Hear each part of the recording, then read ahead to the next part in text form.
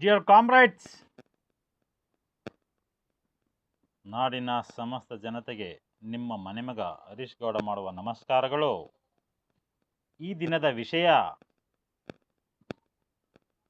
ಕರ್ನಾಟಕದ ವಿಜಯ್ ಆಗ್ತಾರ ಒಪ್ಪಿಯವರು ಅಂತ ಕ್ವಶನ್.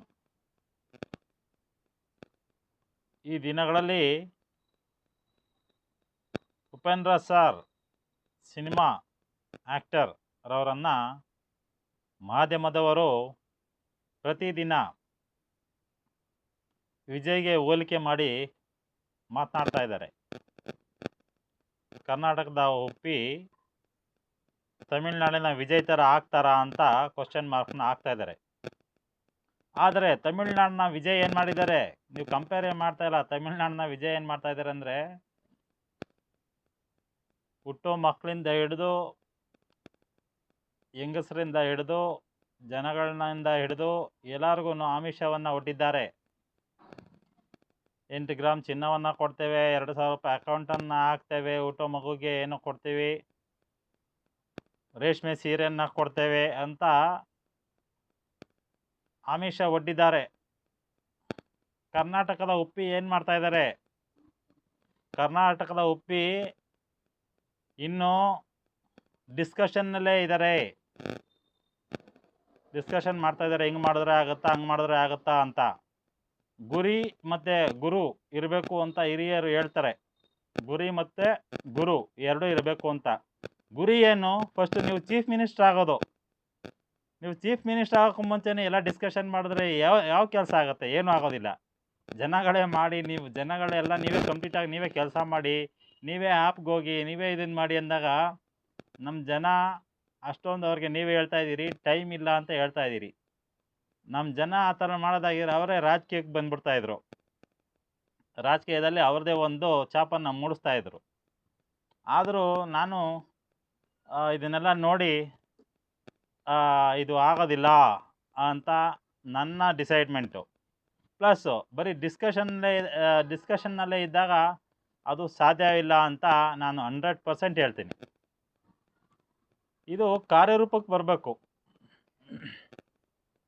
ಸಿನಿಮಾ ಮಾಡೋದು ಬೇರೆ, ರಾಜಕೀಯ ರಂಗದಲ್ಲಿ ಜನಗಳ ಅಭಿಪ್ರಾಯ ಪಬ್ಲಿಕ್ ಜೊತೆ ಹೋಗಿ ವಿಷಯಗಳನ್ನು ಒಡೆದು ಅದರಲ್ಲಿರುವಂಥ ಸಾರಾಂಶವನ್ನು ತೆಗೆದು ಜನಗಳಿಗೆ ಕೊಟ್ಟು ನೀವು ರಾಜಕೀಯ ಮಾಡೋದು ಬೇರೆ ಇದೆ. ಒಂದು ಪಾಯಿಂಟ್ ಇಟ್ಕೊಂಡ್ರೆ ಅದ್ರ ಬಗ್ಗೆನೇ ಡಿಸ್ಕಷನ್ ಮಾಡೋಣ ಅಂತ ಅಂದರೆ ಅದು ಆಗದೆ ಇರೋ ಕೆಲಸ. ನೀವು ಏನಾದ್ರು ಗ್ಯಾರಂಟಿಗಳನ್ನ ಕೊಡಬೇಕು. ನಮ್ಮ ಕಾಂಗ್ರೆಸ್ ಸರ್ಕಾರ ಕೊಟ್ಟ ಹಾಗೆ ಅಥವಾ ತಮಿಳ್ ವಿಜಯನ್ ತಲೈವಾ ರವರು ಕೊಟ್ಟ ಹಾಗೆ ತಾವು ಒಂದು ರೂಪುರೇಷೆಗಳನ್ನ ಮಾಡಬೇಕು. ಫಸ್ಟು ಮ್ಯಾನಿಫೆಸ್ಟೋವನ್ನು ಮಾಡಬೇಕು. ನಾವು ಇಷ್ಟಿಷ್ಟು ಮಾಡ್ತೀವಿ, ಈ ಥರ ಮಾಡ್ತೀವಿ ಅಂತ. ಆಗ ಒಂದು ಗ್ಯಾರಂಟಿ ಆಗುತ್ತೆ ಜನಕ್ಕೆ, ಓ ಇವರೇನೋ ಮಾಡ್ತಾರೆ ಅಂತ.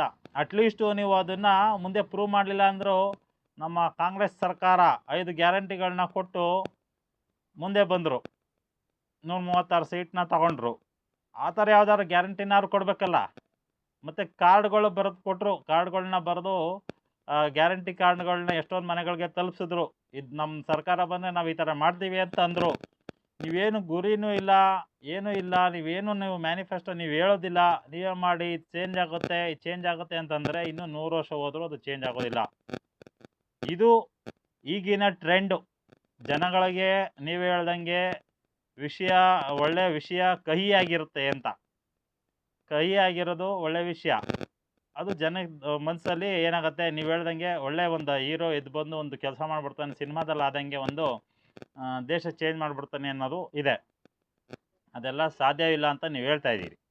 ಆದರೆ ಇರೋ ಸಿಸ್ಟಮ್ನೇ ನೀವು ಅಟ್ಲೀಸ್ಟು ಚೇಂಜ್ ಮಾಡೋಣ ಆಗುತ್ತಾ? ನಾನು 1-2 ಎಕ್ಸಾಂಪಲ್ ಕೊಡ್ತೀನಿ ಆ ಥರ ಯಾವುದು ಅಂತ. ನಮ್ಮ ಸ್ಟೂಡೆಂಟ್ಸು ಈಗ ಓದ್ತಾರೆ, 1ನೇ ಕ್ಲಾಸಿಂದ 10ನೇ ಕ್ಲಾಸ್ವರೆಗೂ ಓದ್ತಾರೆ. ಯಾವುದೋ ಮನೆಯವ್ರಿಗೆ ಸಂಬಳ ಬರೋದಿಲ್ಲ, ಮನೆಯವರೇ ಅಪ್ಪ ಅಮ್ಮನೇ ದುಡ್ದು ಖರ್ಚನ್ನು ಮಾಡ್ತಾ ಹೋಗ್ತಾರೆ. 10 ಆಯಿತು, 11ನೇ ಕ್ಲಾಸು ಸೇರಿಸ್ತಾರೆ. 11ಕ್ಕೂ ಸೇರಿಸಾದ್ಮೇಲೆ ಪುನಃ ಆ ಎಕ್ಸಾಮು ಈ ಎಕ್ಸಾಮು ಅಂತ 12ಕ್ಕೆ ಹೋಗ್ತಾರೆ. 12ರಲ್ಲಿ ನೀಟು ಅದು ಇದು, ಈ ಕಾಲೇಜ್ಗೆ ಹೋಗ್ಬೇಕು ಆ ಕಾಲೇಜ್ಗೆ ಹೋಗ್ಬೇಕು ಅಂತ ಅಲ್ಲೂ ಡಿಸೈಡ್ ಆಗುತ್ತೆ. ಅಲ್ಲೂ ಇನ್ವೆಸ್ಟ್ ಮಾಡ್ತಾ ಇದ್ದಾರೆ. 1ರಿಂದ 10ನೇ ಕ್ಲಾಸ್ವರೆಗೂ ಮಾಡಿದ್ರು, 10ರಿಂದ 12ರವರೆಗೂ ಅಪ್ಪ ಅಮ್ಮ ಆದವರು ಇನ್ವೆಸ್ಟ್ಮೆಂಟ್ ಮಾಡಿದ್ರು, 12ರಿಂದ MBBS ಸೇರ್ಕೋತಾರೋ, BCom ಸೇರ್ಕೋತಾರೋ, MA ಸೇರ್ಕೋತಾರೋ, ಡೆಂಟಲ್ ಸೇರ್ಕೋತಾರೋ, ಅಥವಾ ಬೇರೆ ಕೋರ್ಸಸ್ಸು ಹಲವಾರು ಕೋರ್ಸಸ್ಸು ಲಾ ಸೇರ್ಕೋತಾರೋ, ಇಂಜಿನಿಯರಿಂಗ್ ಸೇರ್ಕೋತಾರೋ, ಈ ಥರ ಹಲವಾರು ಕೋರ್ಸಸ್ ಇದೆ. ಅಲ್ಲೂ ಪುನಃ ನಮ್ಮ ತಂದೆ ತಾಯಿ, ನಮ್ಮ ರಾಜ್ಯದ ಹಾಗೂ ನಮ್ಮ ದೇಶದ ತಂದೆ ತಾಯಿ ಆದವರು ಆ ಮಕ್ಕಳುಗಳಿಗೆ ಮುಂದುವರಿಸ್ಬೇಕು, ಮುಂದೆ ತೊಗೊಂಡೋಗ್ಬೇಕು, ನಂಬರ್ 1 ಮಾಡಬೇಕು ಅಂತ ಅಲ್ಲೂ ಇನ್ವೆಸ್ಟ್ಮೆಂಟ್ ಮಾಡ್ತಾ ಇದ್ದಾರೆ. ಸೊ ಫೈನಲ್ನಲ್ಲಿ ನಮಗೆ ಸರ್ಟಿಫಿಕೇಟ್ ಅಂತ ಏನು ಸಿಗುತ್ತೆ, ನಾವು ಇನ್ವೆಸ್ಟ್ಮೆಂಟ್ ಮಾಡ್ಕೊಂಬಂದ್ವಿ, ಅಥವಾ ಅದೇ ಬಂಡವಾಳನ ನಾವು ಎಜುಕೇಷನ್ಗೆ ಏನು ಕೊಡ್ತಾ ಇದ್ದೀವಿ ಅದನ್ನು ಪ್ರತಿಯೊಂದು ಹಂತದಲ್ಲೇ ಒಂದು 20-25 ವರ್ಷ ಮಕ್ಕಳು ಅಕೌಂಟಲ್ಲಿ ಅದೇ ದುಡ್ಡನ್ನ ಹಾಕ್ಬಿಟ್ರೆ ಮೋಸ್ಟ್ಲಿ ಅದು 25 ವರ್ಷದಲ್ಲಿ ಡಬಲ್ ಆಗಿಬಿಡುತ್ತೆ ದುಡ್ಡು. ಆದರೆ ನಾವೇನು ಮಾಡ್ತಾಯಿದ್ದೀವಿ, ಆ ಮಕ್ಳುಗಳಿಗೆ ಫೀಡ್ ಮಾಡ್ತಾಯಿದ್ದೀವಿ, ನೀನು ಡಾಕ್ಟ್ರ್ ಆಗು, ಇಂಜಿನಿಯರ್ ಆಗು, ನೀನು ಇದಾಗಬೇಕು, ನಂಬರ್ 1 ಆಗಬೇಕು ಅಂತ ನಾವು ಫೀಡ್ ಮಾಡ್ತಾಯಿದ್ದೀವಿ. ಅವ್ರು 25 ವರ್ಷ ಆ ಒಂದು ಇದನ್ನು ನಾವು ಹಾಳು ಮಾಡ್ತಾಯಿದ್ದೀವಿ ಅಂತ ಅನಿಸುತ್ತೆ ನನಗೆ.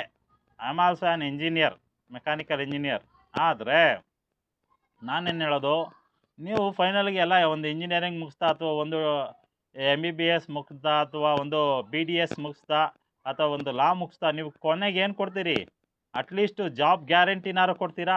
ಜಾಬ್ ಗ್ಯಾರಂಟಿ ನೀವು ಕೊಡ್ತಾ ಇಲ್ಲ. ನಮ್ಮ ದೇಶ ಯಾಕೆ ಹಾಳಾಗ್ತಾ ಇದೆ ಅಂದರೆ, ನಮ್ಮ ಸಿಸ್ಟಮ್ ಯಾಕೆ ಹಾಳಾಗ್ತಾ ಇದೆ ಅಂದರೆ, ನೀವು ಒಂದು ಜಾಬ್ ಗ್ಯಾರಂಟಿನ ಆ ವ್ಯಕ್ತಿಗೆ ಕೊಡೋದಿಲ್ಲ. ಮಿನಿಮಮ್ ಸ್ಯಾಲ್ರಿ ಅಂತಲೂ ಕೊಡೋದಿಲ್ಲ. ಒಂದು 50,000 ಮಿನಿಮಮ್ ಸ್ಯಾಲ್ರಿ ಕೊಡೋದಿಲ್ಲ.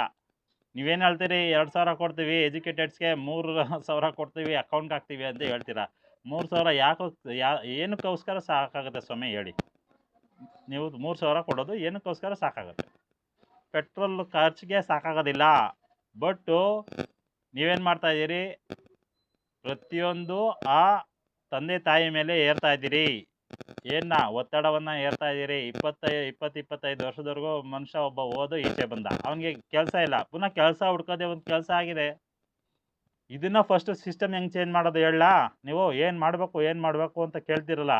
ಈ ಸಿಸ್ಟಮ್ನ ನೀವು ಫಸ್ಟಿಂದನೇ 1ನೇ ಕ್ಲಾಸಿಂದ 10ನೇ ಕ್ಲಾಸ್ವರೆಗೆ ಓದ್ತಾನಲ್ಲ ಹುಡುಗ, 10ನೇ ಕ್ಲಾಸ್ಗೆ ಇಂಟ್ರೆಸ್ಟ್ ಇಲ್ಲ ಅಂತ ಅಂದಾಗ 10ನೇ ಕ್ಲಾಸ್ಗೆ ಅವ್ನಿಗೆ ಒಂದು ಫಿಕ್ಸ್ಡ್ ಜಾಬ್ ಕೊಡಿ.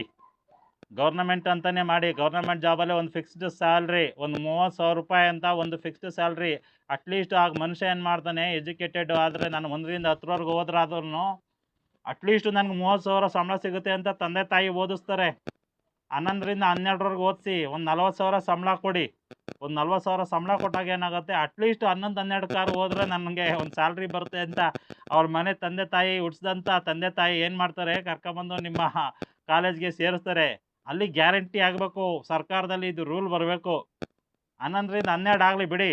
ಈಗ MBBS, MA, BDS, doctor, engineers ಈ ಥರ ಏನಾಗುತ್ತೆ, ಅವ್ರಿಗೆ ಫಿಕ್ಸ್ಡ್ ಸ್ಯಾಲ್ರಿ ಒಂದು 80,000 ಅಂತ fix salary. Government jobs available in Karnataka, government jobs available in Tamil Nadu, government jobs available in Andhra, ಆ ಥರ ಫಿಕ್ಸ್ಡ್ ಮಾಡಿ. ಅಥವಾ ನೀವು ಕಾಲೇಜ್ಗಳಿಗೆ ಆ ಥರ ಕಾಲೇಜ್ಗಳಿಗೆ ನೀವು ಒತ್ತಡ ಇರಬೇಕು. ಏನಂತ, ನೋಡಪ್ಪ, ನೀನು ಒಂದು ಕಾಲೇಜು ತೆಗೆಯೋದಾದರೆ, ಒಂದು ಸ್ಕೂಲ್ ತೆಗೆಯೋದಾದರೆ 1ರಿಂದ 10 ಮಾಡ್ತೀಯಲ್ಲಪ್ಪ ನೀನು ಫಿಕ್ಸ್ಡು. ಅವ್ರಿಗೆ ಅಲ್ಲೇ ಸಂಸ್ಥೆ ಇರಬೇಕು ನಿಂದು. 30,000 ಕೊಡುವಂಥ ಕೆಲಸದ್ದು ಫಿಕ್ಸ್ ಆಗಿ. ಒಂದು ಸ್ಟೂಡೆಂಟ್, ನಿಮ್ಮ ಹತ್ರ 50 ಸ್ಟೂಡೆಂಟ್ ಇದ್ದಾರೆ ಅಂದರೆ 50 ಜನಕ್ಕೂ ನೀವು ಜಾಬ್ ಕೊಡಬೇಕು. ಆಗುತ್ತಾ? ಆ ಥರ ಮಾಡಿ. ಮತ್ತು ದುಡ್ಡು ಇಸ್ಕೊತೀರಾ? ಪ್ರತಿಯೊಂದು ಸ್ಟೂಡೆಂಟ್ ಹತ್ರನೂ 50 ಜನ ಆದರೆ 50 ಜನ ಹತ್ರ ದುಡ್ಡು ಇಸ್ಕೊತೀರಪ್ಪ. College fees, admission fees, book fees, ಬಟ್ಟೆ ಫೀಸು, ಶೂ ಫೀಸು ಅಂತ ಇದೆಲ್ಲ ತಗೋತೀರಪ್ಪ.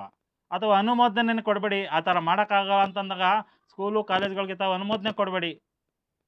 ಹಾಗಾಗಿ ಇದೊಂದು ಬರೀ ಎಕ್ಸಾಂಪಲ್ನ ತಮಗೆ ಕೊಡ್ತಾ ಇದ್ದೀನಿ. ದಯವಿಟ್ಟು ಇದನ್ನು ಅರ್ಥ ಮಾಡ್ಕೊಳ್ಳಿ. ಯಾವ ಕಾಲೇಜು ಆ ಸಂಸ್ಥೆಗೆ ನೀವು ಒತ್ತಡ ಏರಿ, ನೀವು ಆಗಿದ ತಕ್ಷಣ ನೀವು ನಿಮ್ಮದು ಕಂಪ್ಲೀಟ್ ಆಗಿ ಒಂದು ಸ್ಟೂಡೆಂಟ್ ಹೋಗಿದ ತಕ್ಷಣ ಇದು ಮಾಡಿ ಅಂತ. ಇಷ್ಟರಲ್ಲೇ ನಾನು ನನ್ನ ಮಾತನ್ನು ಮುಗಿಸ್ತಾ ಇದ್ದೀನಿ. ಇನ್ನೂ ಕೆಲವು ಮುಂದೆ ವೀಡಿಯೋಗಳನ್ನ ತಮಗೆ ಬಿಡ್ತೇನೆ. ನಮಸ್ಕಾರ. Good bye. Thank you very much.